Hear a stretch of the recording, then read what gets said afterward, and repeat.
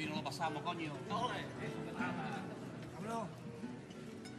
Rafael.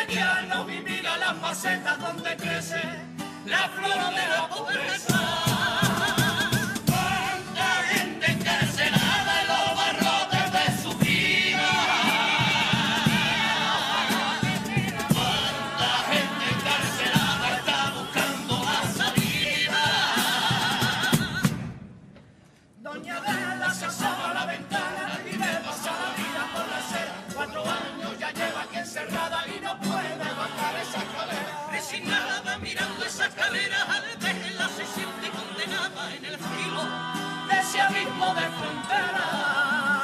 Juanito y no quiere ir al colegio, la mochila le quema aquí en la espalda. Sabe bien que el recreo allí le espera, humillándolo toda la mañana. Y Juanito, con miedo en un canalla, andando y apretando sus dientes. calla, calla y calla.